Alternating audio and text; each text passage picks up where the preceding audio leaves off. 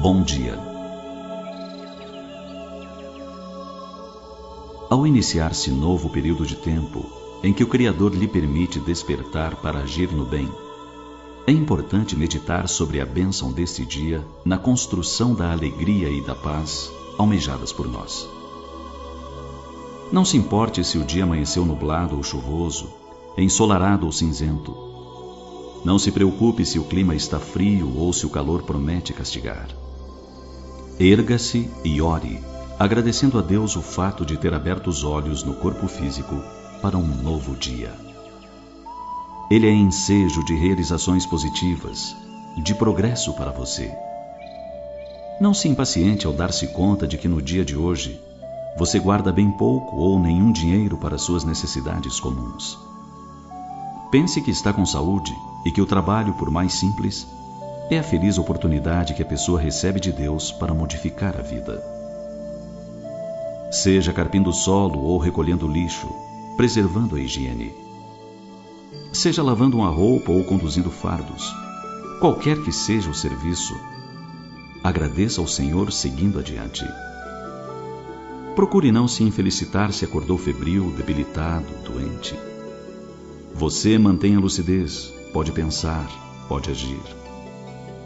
Busque o socorro de alguém se não puder se cuidar só. Não despreze a prece, com que você pedirá o auxílio divino diante do seu desequilíbrio orgânico. O auxílio virá. Espere agindo. Seja como for, você tem hoje nas mãos os mais valiosos recursos para ser feliz dentro do quadro das suas provações e merecimentos. Não se entregue à revolta, ao rancor, à mágoa, ao desalento. Seu dia deve ser um dia lindo. Seu tempo deve ser abençoado. Enquanto é hoje, seja amigo de alguém, leal e prestativo. Enquanto é hoje, liberte-se dos vícios que o aprisionam, fiel ao bem, decidido.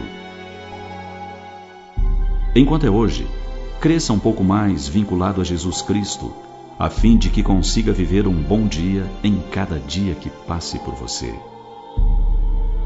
Vivendo bem o seu dia, você estará se preparando para o formoso dia sem nuvem, sem tormenta, sem noite, que o Criador a todos nos oferece após superados os tempos terrestres, educando-nos e valorizando as horas com disposição e coragem, com grandeza d'alma.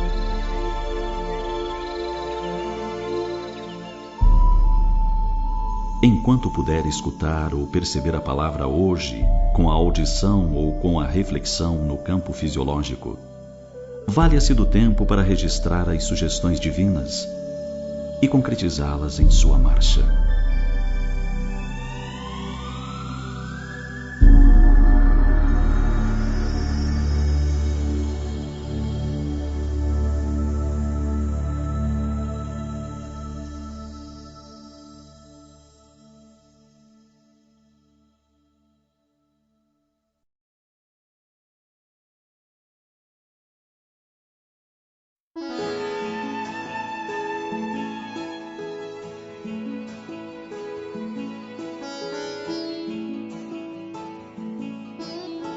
O perdão. O perdão incondicional no mundo atual é muito raro. Além de não perdoar com facilidade as ofensas de parentes e amigos, encontramos impedimentos enormes para sua prática no que se refere aos inimigos. O orgulho é de tal ordem que basta um familiar cometer algum deslize qualquer para ficarmos furiosos. Em vez de desculpar a fragilidade moral do infeliz e procurar lhe dar apoio para suavizar as punhaladas do remorso, ficamos a atirar pedras. Pedras do desprezo, da indiferença, sem medir as consequências de tal atitude. Conta o escritor John Legman um fato contemporâneo. Ocorreu com um ex-presidiário que sofreu na alma a incompreensão e o abandono dos seus familiares durante todo o tempo em que esteve recluso numa penitenciária. Os seus parentes o isolaram totalmente. Nenhum deles lhe escreveu sequer uma linha. Nunca foram visitá-lo na prisão durante a sua permanência lá. Tudo aconteceu a partir do momento em que o ex-presidiário, depois de conseguir a liberdade condicional por bom comportamento, tomou o trem de retorno ao lar. Por uma coincidência que somente a providência divina explica, um amigo do diretor da penitenciária se sentou ao seu lado. Por ser uma pessoa sensível, identificou a inquietação e a ansiedade na fisionomia sofrida do companheiro de viagem e com gentileza lhe falou: "O amigo parece muito angustiado. Não gostaria de conversar um pouco? Talvez pudesse diminuir o desconforto." O ex-detento deu um profundo suspiro e, constrangido, falou: "Realmente estou muito tenso. Estou voltando ao lar. Escrevi para minha família e pedi que colocassem uma fita branca na macieira existente nas imediações da estação, caso tivessem me perdoado o ato vergonhoso. Se não me quisessem de volta, não deveriam fazer nada. Então eu permanecerei no trem e rumarei para lugar incerto." O novo amigo verificou como sofria aquele homem. Ele sofreu uma dupla penalidade: a da sociedade que o segregou e a da família que o abandonou. Condoeu-se e se ofereceu para vigiar pela janela o aparecimento da árvore, a macieira que selaria o destino daquele homem. 10 minutos depois, colocou a mão no braço do ex-condenado e falou quase num sussurro: "Lá está ela." E mais baixo ainda disse: "Não existe uma fita branca na macieira." Fez uma pausa que pareceu uma eternidade e falou novamente: "A macieira está toda coberta de fitas brancas." A terapia do perdão dissipou naquele exato momento toda a amargura que havia envenenado por tanto tempo uma vida humana. O pobre homem, reabilitado, deixou que as lágrimas escorressem pelas faces, como a lavar todas as marcas da angústia que até então o atormentou.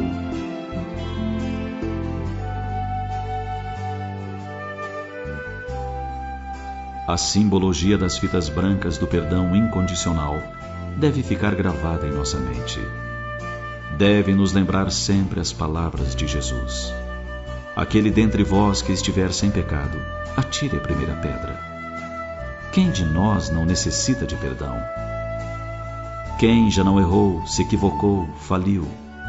A própria reencarnação é para cada um de nós o perdão incondicional de Deus, a nos oferecer uma nova chance para o resgate dos débitos e retomada do caminho do aprendizado sem fim.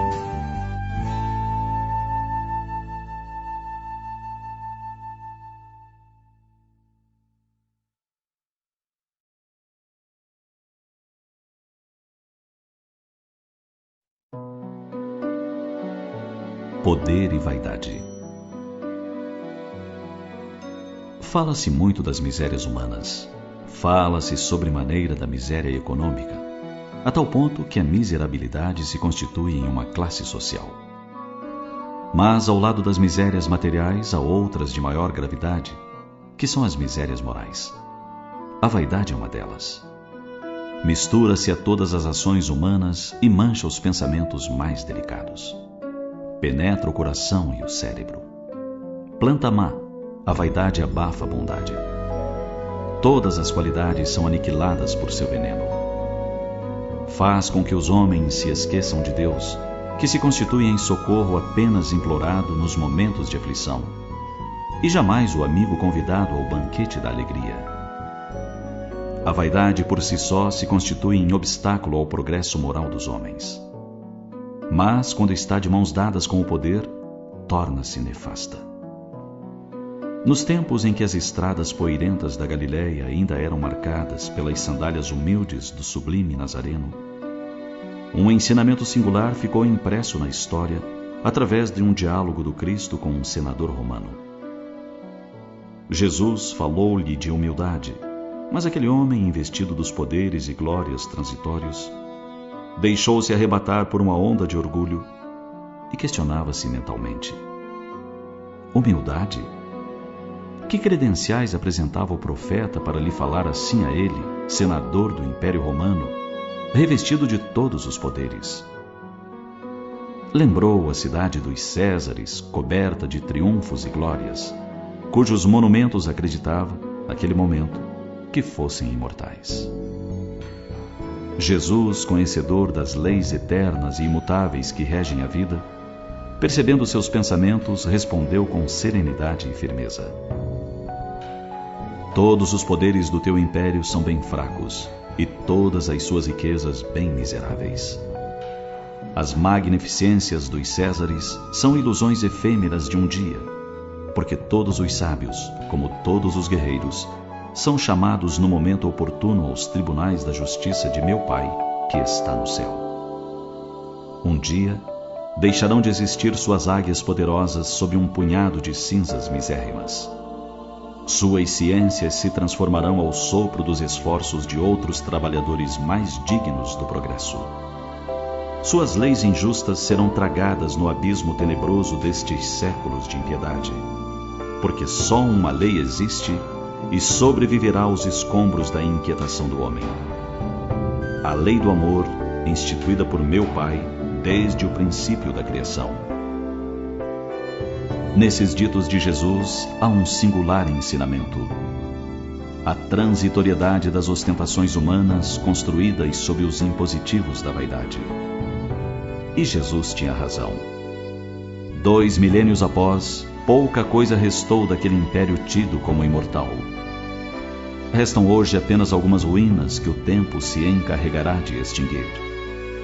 Todavia, o tempo não conseguirá destruir os ensinamentos grandiosos legados à humanidade pelos cidadãos romanos, que se dedicaram em construir patrimônios imperecíveis, não sujeitos às leis da matéria.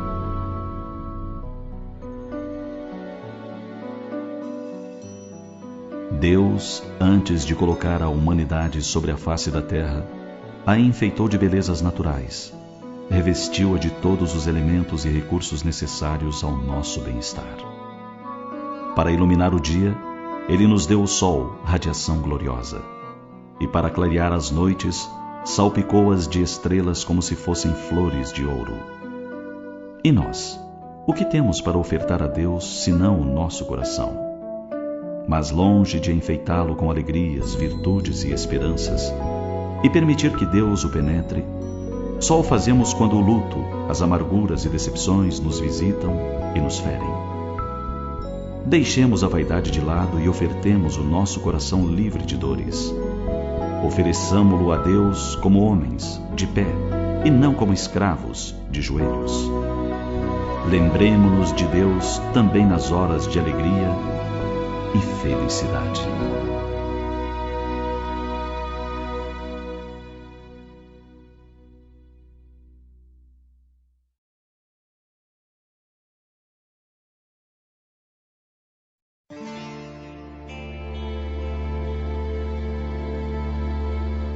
Socorro do céu.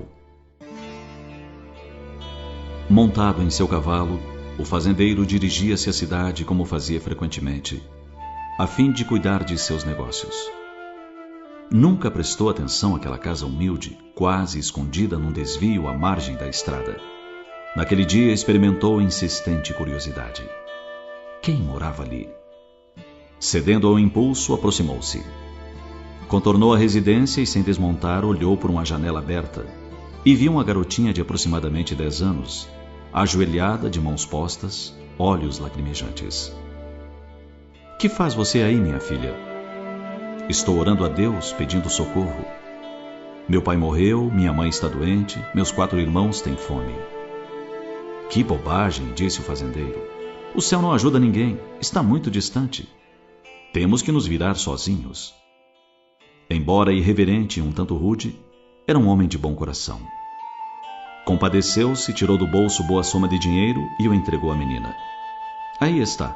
Vá comprar comida para os irmãos e remédio para a mamãe. E esqueça a oração. Isto feito, retornou à estrada. Antes de completar 200 metros, decidiu verificar se sua orientação estava sendo observada. Para sua surpresa, a pequena devota continuava de joelhos. Ora essa, menina, por que não vai fazer o que recomendei? Não lhe expliquei que não adianta pedir? E a menina feliz respondeu: já não estou mais pedindo. Estou apenas agradecendo. Pedi a Deus e Ele enviou o Senhor. Consagrada por todas as religiões, A oração é o canal divino que favorece a assimilação das bênçãos do céu. Da mesma forma que é importante ter um roteiro para a jornada terrestre, que nos diga de onde viemos e para onde vamos, é importante manter contato com as esferas superiores, favorecendo o amparo dos benfeitores do além. Esse apoio manifesta-se de duas formas. Objetivamente, como na história narrada, em que mobilizam as circunstâncias em nosso favor, e subjetivamente, em que nos falam através da inspiração, oferecendo-nos equilíbrio e serenidade para superar os obstáculos do caminho.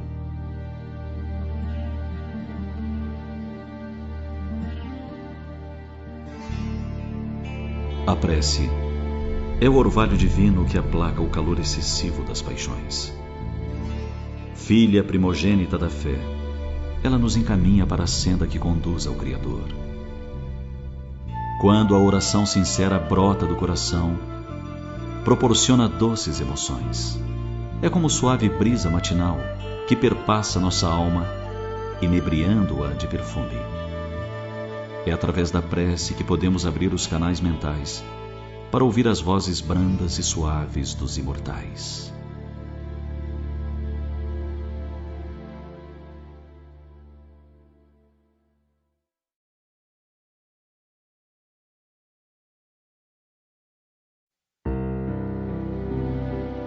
Gratidão. O homem, por detrás do balcão, olhava a rua de forma distraída. Uma garotinha se aproximou da loja e apertou o narizinho contra o vidro da vitrine. Os olhos da cor do céu brilharam quando ela viu determinado objeto. Entrou na loja e pediu para ver o colar de turquesas azuis. É para minha irmã. Pode fazer um pacote bem bonito? O dono da loja olhou desconfiado para a garotinha e lhe perguntou: quanto dinheiro você tem? Sem hesitar, ela tirou do bolso da saia um lenço todo amarradinho e foi desfazendo os nós. Colocou-o sobre o balcão e feliz disse: isto dá, não dá? Eram apenas algumas moedas que ela exibia orgulhosa. Sabe, continuou, eu quero dar este colar azul para minha irmã mais velha. Desde que morreu nossa mãe, ela cuida da gente e não tem tempo para ela.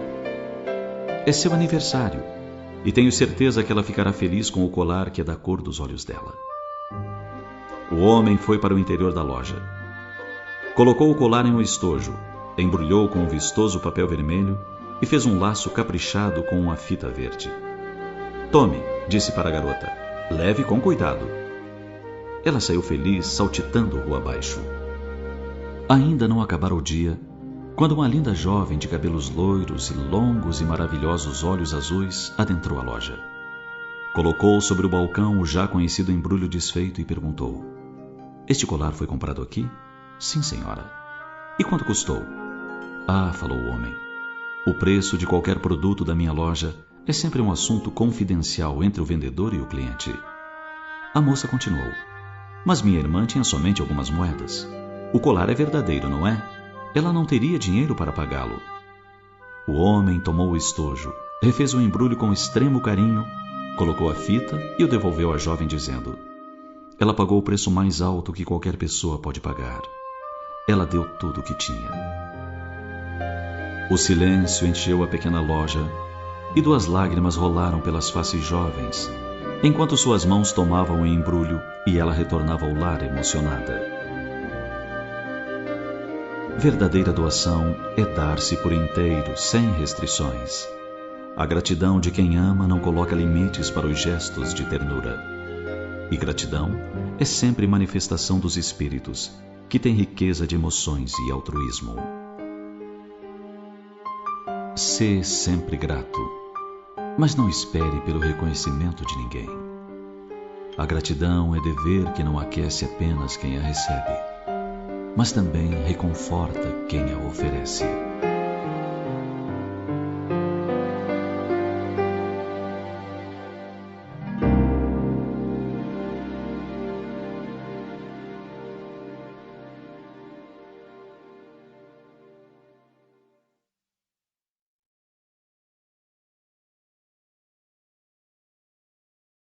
Joias devolvidas.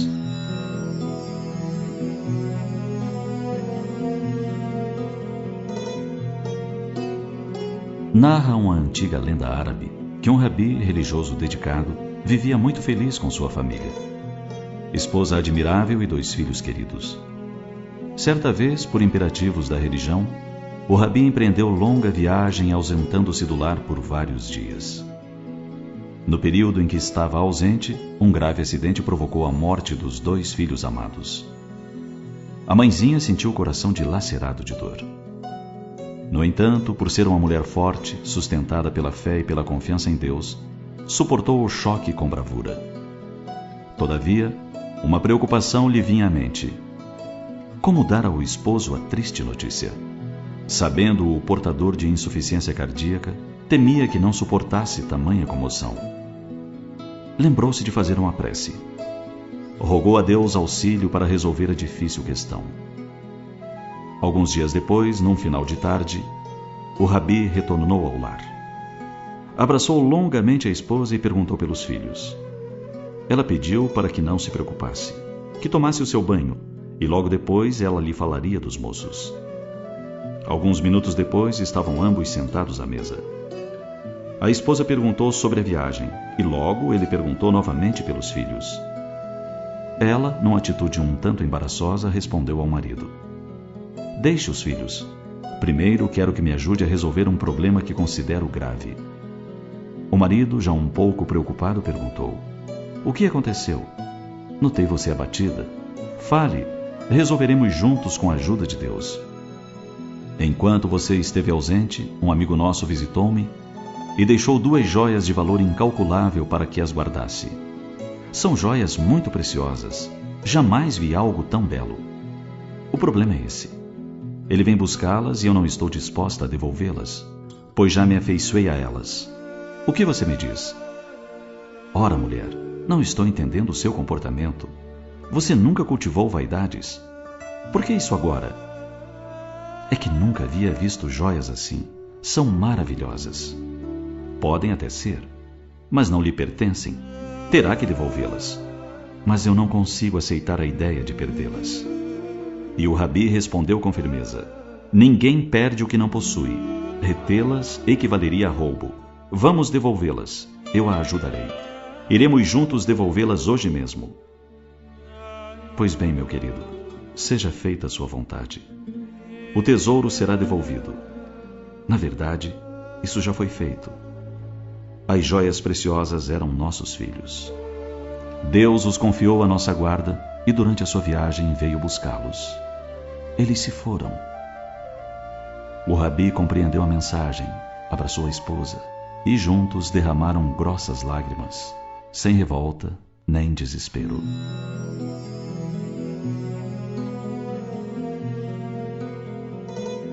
Os filhos são quais joias preciosas que o Criador nos confia, a fim de que os ajudemos a burilar-se.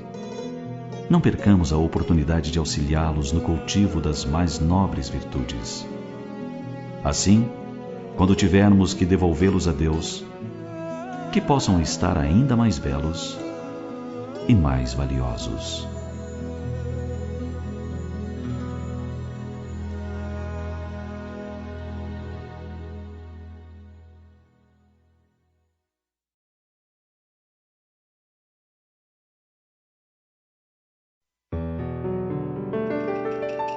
A ponte. O homem andava pelo caminho árido. Longo era o percurso a vencer. Chegou afinal a um ponto onde pensou que não poderia prosseguir. Enorme abismo se apresentava à frente. Como transpô-lo? Sentou-se desolado à beira da garganta escancarada. E agora? Então olhou para sua direita e divisou um pouco além de onde se encontrava o perfil de uma ponte. Ébrio de contentamento, dirigiu-se para lá. As forças lhe voltaram, e ele, satisfeito, caminhou sobre o abismo de rochas nuas, seguro, graças à ponte. São variadas as pontes no mundo e algumas famosas. A Golden Gate em São Francisco, a Presidente Costa e Silva, mais conhecida como Rio Niterói, a Ponte da Amizade ligando Brasil e Paraguai, a Ponte Neve em Paris. Diferentes em largura, comprimento e arquitetura. todas, no entanto, traço de união entre duas extremidades distantes. Você já pensou alguma vez em se tornar uma ponte? Ponte entre Deus e os homens, entre a luz e as sombras. Um hífen de luz entre a dor e o medicamento precioso, entre o desalentado e o consolo, entre o faminto e o alimento. Estenda suas mãos e haja. Enquanto muitos reclamam das distâncias, estenda os braços e estabeleça a ponte da fraternidade. Quando vários gritam em face do caos que impera, estenda a ponte da organização e da disciplina. Sejam a ponte entre a miséria e o trabalho digno, convidando os companheiros que seguem com você a se engajarem em ocupação útil que garanta o pão, o abrigo, a nobreza de servir. Lembre que entre os homens e Deus, Jesus, o divino amigo, ainda hoje permanece de braços abertos. Conforme ele mesmo afirmou: tudo o que pedirdes ao Pai em meu nome, ele vos dará. Estevão, o primeiro mártir do cristianismo, tornou-se uma ponte entre Jesus e o apóstolo Paulo, filtrando o pensamento do Cristo para que as epístolas traduzissem as recomendações do Mestre aos núcleos nascentes da Boa Nova. Chico Xavier fez da sua existência uma ponte entre o mundo visível e o invisível, fazendo sol nas almas, encurtando as distâncias da saudade. A exemplo dele, pontes se multiplicam no mundo, na ação de homens e mulheres que se anulam em benefício do próximo. Madre Teresa de Calcutá, Albert Schweitzer, irmandou-se, sem falar nos professores que estabelecem a ponte entre o livro e a ignorância, descerrando os caminhos da cultura.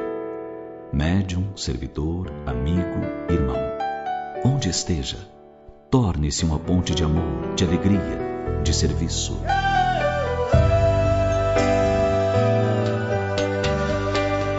Deus vive, manifesta e dilata o seu amor através das criaturas.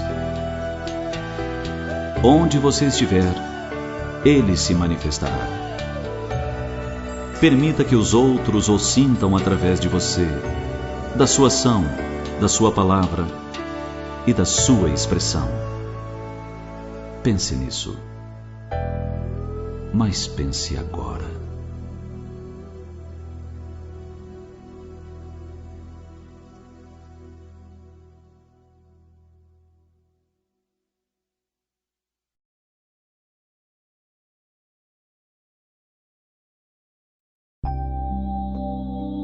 Oração atendida. Será que Deus atende mesmo todas as orações? Jesus nos afirmou que tudo o que pedíssemos ao Pai em seu nome, Ele nos concederia. Mesmo assim, a debilidade da nossa fé, vez ou outra, faz com que nos perguntemos: será que atende? Afinal, quantos de nós já fizemos rogativas ao Criador que jamais foram atendidas? Será preciso algum detalhe que nos possibilite ser atendidos por Deus? Os mais revoltados ante seus problemas não solucionados pela divindade chegam a admitir a parcialidade divina que atende a uns e não atende outros. Contudo, não é assim. Ocorre que inúmeras vezes não nos apercebemos que Deus nos responde, embora nem sempre, da forma que desejamos. Mas com certeza, sempre é o melhor que o Pai dispõe. Recordamo-nos de um soldado americano ferido durante a Guerra Civil. Após o ferimento, seguiram-se meses e meses de sofrimentos. A sua dor atingiu o auge quando ele se deu conta de que havia se tornado um deficiente físico. No entanto, a transformação radical em sua vida lhe abriu novos horizontes, que ele sintetizou em uma oração. Oração que talvez se constitua em uma das mais belas páginas escritas por um deficiente físico. Conforme a tradução livre do original inglês, diz ele: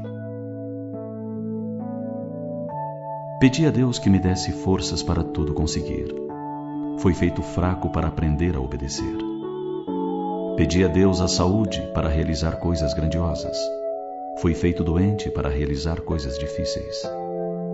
Pedi a Deus por riquezas para comprar felicidade. Fui feito pobre para vender sabedoria. Pedi a Deus que me concedesse poder para que os homens necessitassem de mim. Fui feito insignificante para sentir a necessidade de Deus. Pedi a Deus por tudo isso para poder gozar a vida. E Deus me deu a vida para poder avaliar seu gozo. Não recebi nada do que pedi, mas obtive tudo aquilo que esperava ganhar. A despeito dos meus erros, as preces que não fiz foram atendidas. E dentre todos os homens, eu me considero o mais ricamente abençoado. O entendimento do soldado ferido que se tornou um paralítico anônimo nos dá a tônica de como Deus ouve nossas preces e as atende, sempre de acordo com o que seja melhor para nós. Afinal, muitas vezes, somente passamos a valorizar as pequeninas e preciosas coisas da vida quando elas nos são retiradas. Você sabia que o ano de 1981 foi o primeiro ano internacional da pessoa deficiente? E que ser deficiente não significa ser doente? É simplesmente ser diferente. Diferente dos padrões considerados como normais.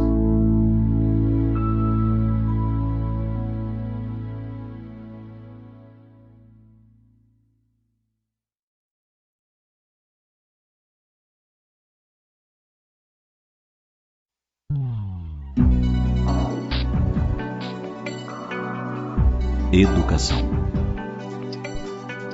Um dia desses, lemos em um adesivo colado no vidro traseiro de um veículo a seguinte advertência: minha educação depende da tua. Ficamos a imaginar qual seria o conceito de educação para quem pensa dessa forma. Ora, se nossa educação dependesse dos outros, certamente seria tão instável quanto a quantidade de pessoas com as quais nos relacionamos. Ademais, se assim fosse, não formaríamos jamais o nosso caráter. Seríamos apenas o resultado do comportamento de terceiros. Refletiríamos como se fôssemos um espelho. A educação, segundo o codificador do Espiritismo Allan Kardec, é a arte de formar caracteres e, por conseguinte, é o conjunto de hábitos adquiridos. Assim sendo, como fica a nossa educação se refletir tão somente o comportamento dos outros como uma reação apenas? O verdadeiro caráter é forjado na luta por dominar as más tendências, por não revidar uma ofensa, por retribuir o mal com o bem. Um amigo tinha o costume de dizer: bateu, levou. Um dia perguntamos se ele admirava os mal-educados que tanto criticava. Imediatamente ele se posicionou: é claro que não aprovo pessoas mal-educadas. Então questionamos outra vez: se não as admira, por que você as imita? Ele ficou um tanto confuso. Pensou um pouco e respondeu: de fato, deveríamos imitar somente o que achamos nobre. Dessa forma, a nossa educação não deve jamais depender da educação dos outros, e menos ainda, da falta de educação dos outros. Todos os ensinamentos do Cristo, a quem a maioria de nós diz seguir, recomendam apresentar a outra face. Imaginemos se Jesus, o Mestre, tivesse nos ensinado: se alguém te bater numa face, esmurra-lhe a outra. Ou então, faz aos outros tudo aquilo que não desejas que te façam. Nós certamente não o aceitaríamos como modelo e guia. Assim sendo, lutemos por nos educar segundo os preceitos do Mestre de Nazaré, que diante dos momentos mais dolorosos de sua vida, manteve a calma e tolerou com grandeza todas as agressões sofridas. Não nos espelhemos nos que não são modelos nem de si mesmos. Construamos o nosso caráter com os exemplos nobres. Quando tivermos que prestar contas às leis que regem a vida, não encontraremos desculpas para a nossa falta de educação. Nem poderemos jogar a culpa nos outros, já que Deus nunca deixou a terra sem bons exemplos de educação e dignidade. Não adotemos os costumes comuns que nada têm de normais. O normal é cada um buscar a melhoria íntima com os recursos internos e externos que Deus oferece. As rosas, mesmo com as raízes mergulhadas no estrume, se abrem para oferecer ao mundo o seu inconfundível perfume.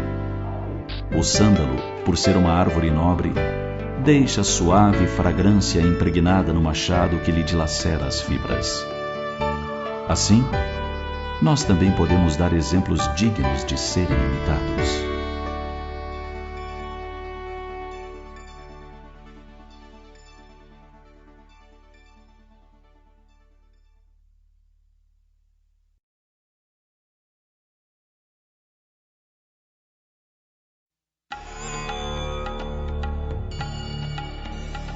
Esquecendo as ofensas. Amir e Farid eram dois mercadores árabes muito amigos. Sempre viajavam juntos, cada qual com seus camelos, mercadorias, escravos e empregados. Numa das viagens em que o calor se apresentava abrasador, pararam às margens de um grande rio. Farid resolveu tomar um banho e para isso mergulhou nas águas caudalosas. Um momento de distração e acabou sendo arrastado pela correnteza do rio. Amir, pressentindo o risco que corria o amigo, atirou-se no rio e o salvou, embora com esforço.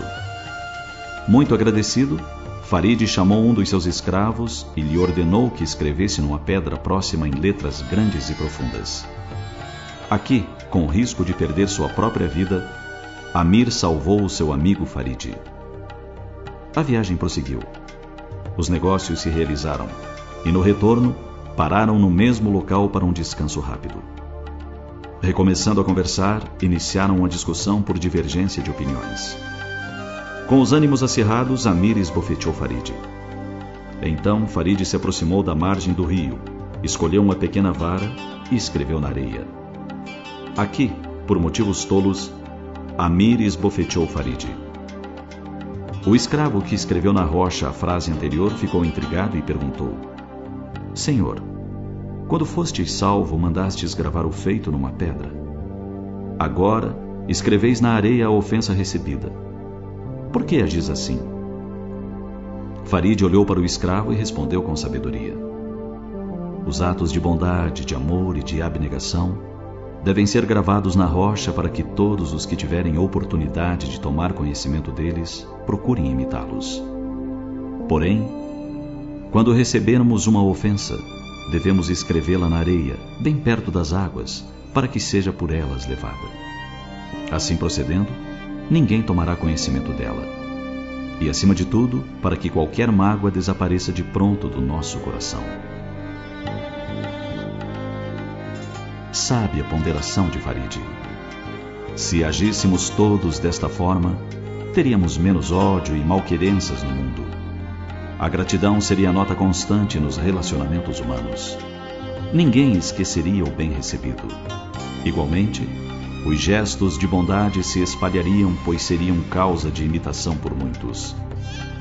Em contrapartida, menos doenças e indisposições seriam geradas pelos homens, pois não alimentando mágoa nem rancores, viveriam mais serenamente, o que equivale a menos propensão a enfermidades. A mágoa é sempre geratriz de infortúnios para si e de infelicidade para os outros.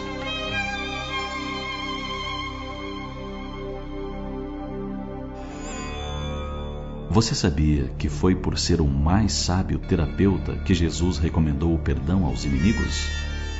E mais, que ele recomendou pagássemos o mal com o bem? Isto porque o bem felicita sempre aquele que o pratica.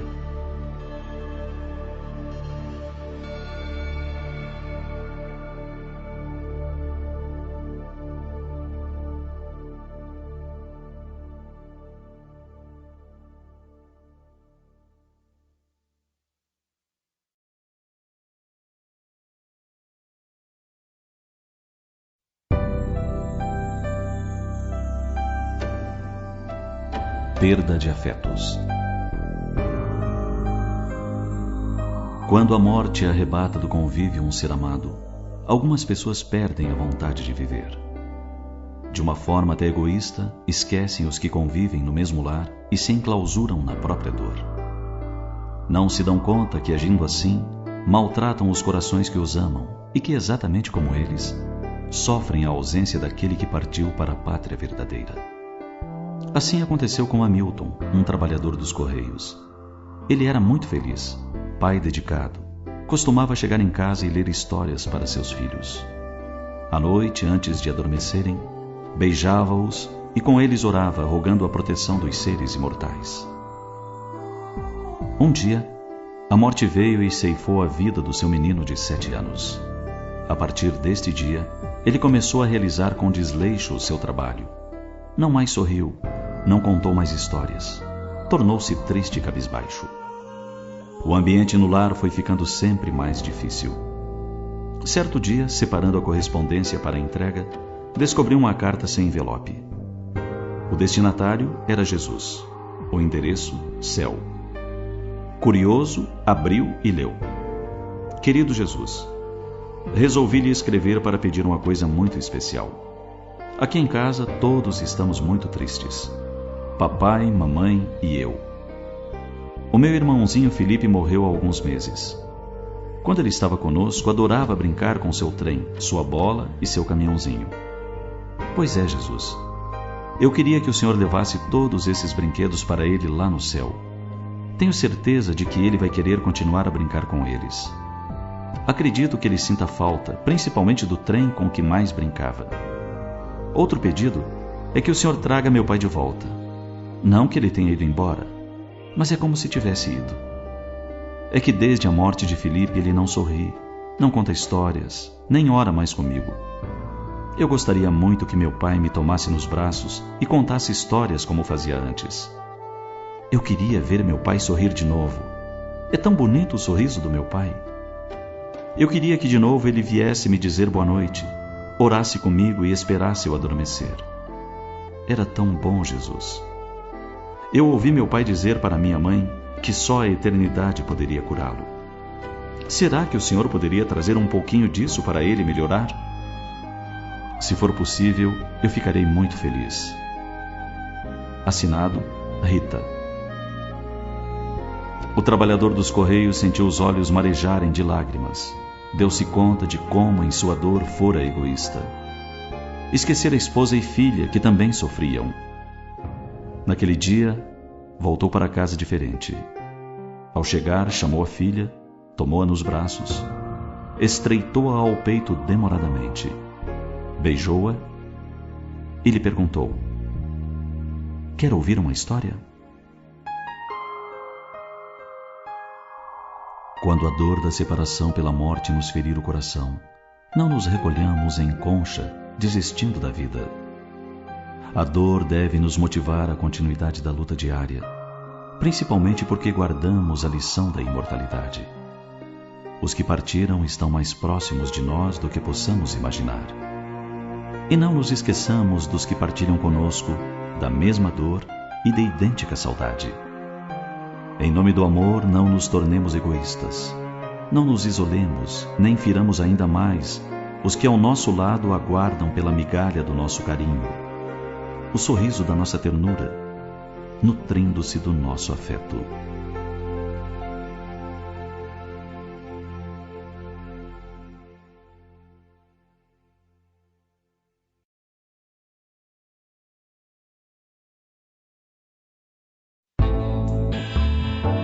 Delinquência. Quando se fala em delinquência, muitos pais sofrem só de pensar no que esse termo representa. Alguns de nós pensamos e repensamos em como pode uma criança dócil e amável durante a infância tornar-se um delinquente mais tarde. Nós não nos damos conta, mas somos, enquanto educadores, os maiores responsáveis pela delinquência que vige no mundo. O Departamento de Polícia de Houston, Texas, elaborou uma lista enumerando 9 maneiras fáceis de como criar um delinquente. A lista é a seguinte. Primeiro, comece na infância a dar ao seu filho tudo o que ele quiser. Assim, quando crescer, ele acreditará que o mundo tem obrigação de lhe dar tudo o que ele deseja. Segundo, quando ele disser palavrões, ache graça. Isso o fará considerar-se interessante. Terceiro, nunca lhe dê orientação religiosa. Espere até que ele chegue à maioridade e decida por si mesmo. Quarto, apanhe tudo o que ele deixar jogado. Livros, sapatos, roupas. Faça tudo para ele para que aprenda a jogar sobre os outros toda a responsabilidade. Quinto, discuta com frequência na presença dele. Assim não ficará muito chocado quando o lar se desfizer mais tarde. Sexto, dê-lhe todo o dinheiro que ele quiser. Nunca o deixe ganhar seu próprio dinheiro. Por que terá ele de passar pelas mesmas dificuldades pelas quais você passou? Sétima, satisfaça todos os seus desejos de comida, bebida e conforto. Negar pode acarretar frustrações prejudiciais. Oitava, tome o partido dele contra vizinhos e policiais. Todos têm má vontade para com seu filho. Nona, quando ele se meter em alguma encrenca séria, dê esta desculpa: nunca consegui dominá-lo. Por último, uma advertência: prepare-se para uma vida de desgosto. É o seu merecido castigo. Quando nos queixamos do desgosto porque nos fazem passar nossos filhos, normalmente esquecemos todos esses detalhes enumerados pela polícia de Houston. E enquanto nossos filhos ainda são crianças, imaginamos que jamais venham a delinquir. Em verdade, é esse o nosso mais profundo desejo. No entanto, é bem possível que nos equivoquemos procurando acertar, procurando fazer o melhor para esses seres tão queridos aos nossos corações. Se temos a intenção de fazer de nossos filhos cidadãos responsáveis e dignos, comecemos a prestar mais atenção na forma de educação que lhes damos. Ensinar-lhes a tolerar frustrações, ensinar-lhes disciplina, responsabilidade, é de bom senso. Consideremos sempre que nossos filhos são espíritos reencarnados e, como tal, trazem consigo a bagagem de erros e acertos acumulados ao longo das existências. Todos renascemos para crescer na escala evolutiva. Sejamos os impulsionadores daqueles a quem Deus nos confiou a educação. Dessa forma, de nada teremos que nos arrepender mais tarde, quando tivermos que prestar contas às leis divinas.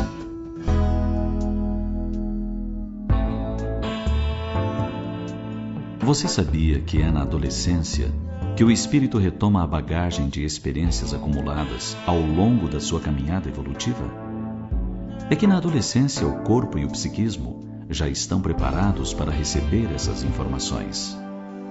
Não é outro motivo pelo qual muitos pais desconhecem os filhos que passam a ser outra pessoa, dizem, quando chegam à adolescência. E você sabia que até os 7 anos de idade a criança é mais receptiva aos ensinamentos? Por isso devemos nos esmerar para passar uma educação efetiva, de forma que esta possa suplantar as informações equivocadas que porventura traga o nosso filho de existências anteriores.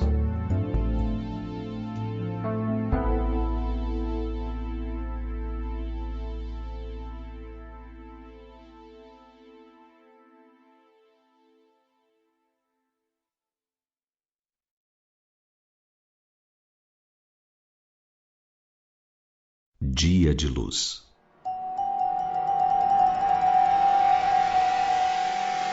O despertador toca e você acorda. Abre os olhos e torna a contemplar as mesmas cenas do ontem. Pela sua mente ágil, as dores sofridas passam em cenário cinematográfico. Você sente o corpo dolorido e cansado. Na boca, o gosto da amargura que como fel lhe fere o paladar. Novo dia. Contudo, embora a noite de sono, não serão novas as lutas.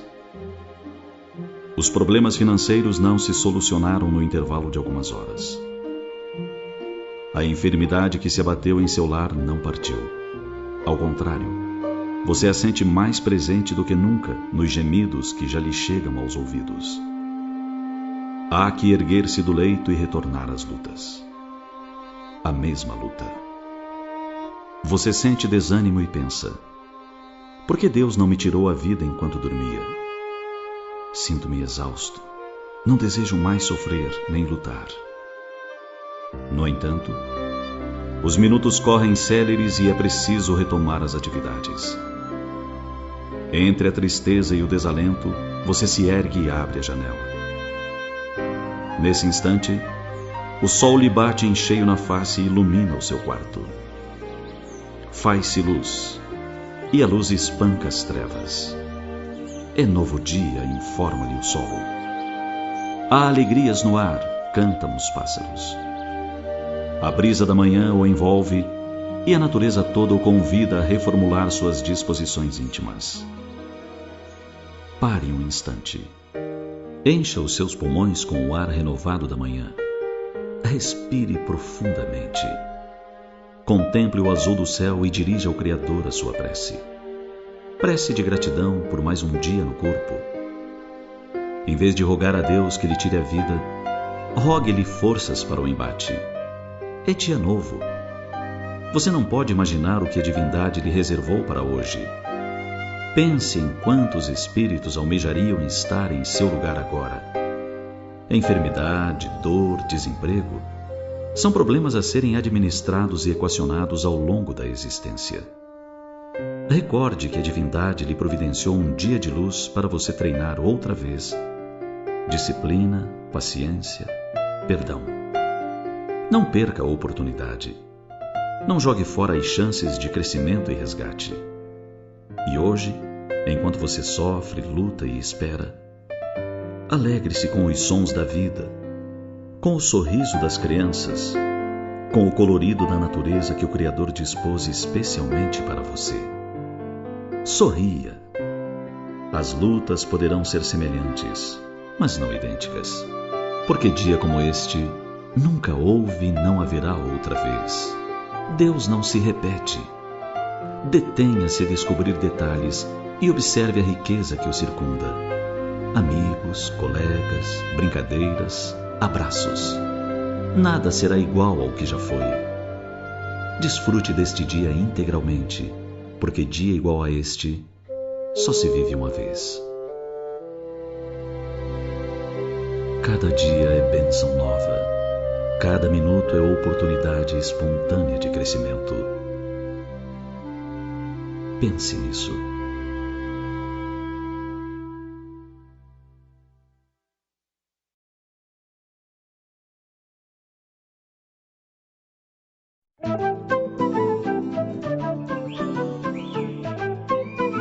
Deus na natureza. A cada novo dia, a natureza nos oferece espetáculos de beleza e sem fim. Quem já não contemplou a maravilha de uma gota de orvalho a brilhar, refletindo a luz do sol? Uma simples teia de aranha e sua engenharia perfeita. A relva verde, o andar desengonçado de um João de Barro logo ao amanhecer. Uma folha seca bailando no ar, prenunciando o inverno. O céu de anil com suaves pinceladas brancas, como se fossem nuvens de algodão. O entardecer, quando o sol se despede deixando rastros em vários tons dourados, como se fosse ouro derretido, levemente espalhado por mãos invisíveis. A lua cheia refletida no lago calmo, transformado em grande espelho líquido. A cantoria do vento na folhagem das árvores, qual suave melodia convidando a sonhar. O olhar de um cão solitário pedindo companhia. O balançar do salgueiro, lembrando mãos distendidas nas margens dos rios e lagos como a protegê-los. O ir e vir das ondas, acariciando a areia quente das praias, como querendo amenizar o calor. O cheiro do mato após a chuva.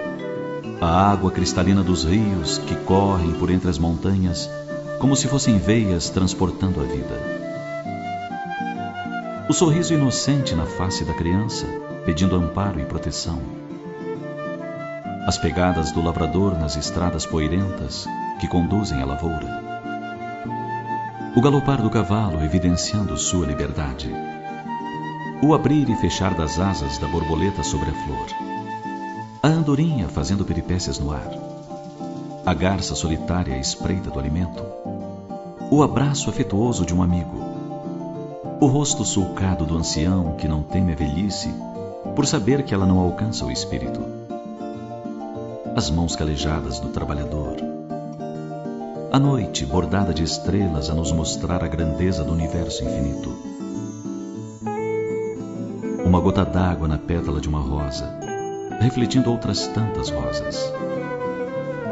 O tamborilar da chuva no telhado, a goteira a cantar na calha, a araucária secular com seus galhos esparramados, debulhando as pinhas para saciar com seus frutos a fome dos pássaros. O cricrilar do grilo, o coachar da rã, o piar da coruja fazendo-se anunciar na noite silenciosa. O som melodioso do teclado extraído por mãos habilidosas. A harmonia das cores nos canteiros floridos de ruas e praças. O dia que a cada amanhecer renova o convite para que vivamos em harmonia imitando a natureza. Essas e outras tantas belezas são a presença discreta de Deus na natureza que nos cerca, dizendo que também somos suas criaturas e que fazemos parte desse universo maravilhoso. E, acima de tudo, que somos herdeiros desse mesmo universo, como filhos do Criador, que somos todos nós. A contemplação da natureza oferece ao homem incontestavelmente inefáveis encantos.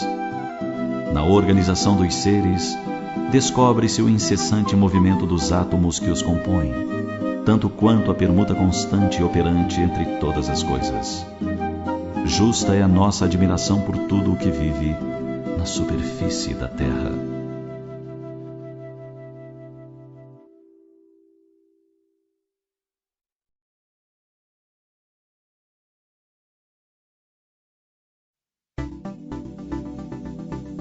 Perfil do otimismo.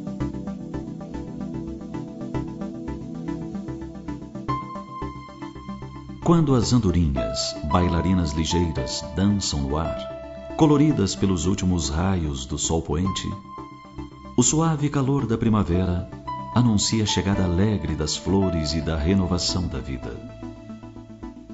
Arrebentam-se as fendas dos velhos muros e morros cansados, deixando que os vegetais surjam em variado verdor e os campos largos se exibam com matizados em festa inigualável.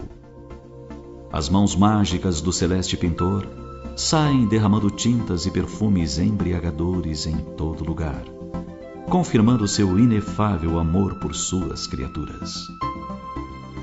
Os córregos cantam com as águas apressadas, e as cachoeiras arrebentam cristais nas pedras resignadas que os recebem felizes. Há uma revolução geral, e os dias frios partem, deixando as lembranças tristes sepultadas sem saudades. Revoadas de aves alegres incessantemente bordam os céus com imagens sucessivas de beleza incomum. A primavera é o otimismo da natureza cantando o poema da estesia de Deus. Enquanto se repita, a aliança de amor permanece entre o homem descuidado e seu pai zeloso sustentando a esperança. Apesar disso, muitas criaturas desanimadas deixam de fitar a claridade do dia primaveril, mergulhadas na noite das suas paixões. Preferem olhar o chão, onde permanece o lodo, a contemplar o alto, onde fulguram as estrelas. Por isso, tornam-se torpes, amarguradas, perturbadoras.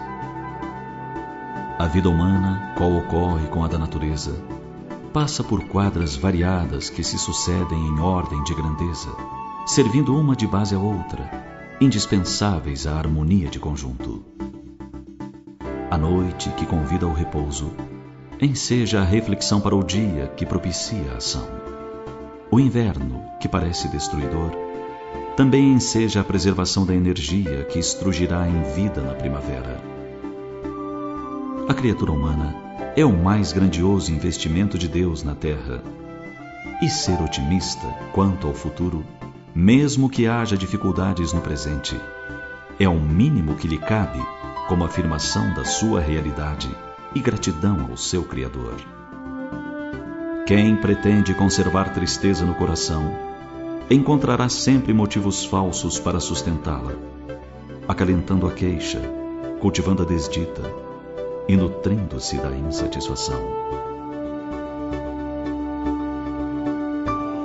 O otimismo é gerador de adrenalina emocional, que estimula o sangue, impulsionando ao avanço, a alegria, fomentadora da ação. Cultivando-o nos sentimentos, adquire-se visão para penetrar o lado oculto ou sombrio das ocorrências, e entusiasmo para não desfalecer ante os primeiros insucessos da marcha, prelúdios das vitórias futuras. Quem não possui capacidade para sustentar com valor os embates fracassados, não tem condições para viver as grandes e decisórias batalhas. Nos céus dos que amam e confiam em Deus com otimismo, sempre haverá andorinhas bailando em prenúncio de gloriosas primaveras. O homem deve impor-se a tarefa de abrir janelas de otimismo nas salas onde dominam tristezas e arejar espaços escuros de pessimismo mediante o aroma da esperança.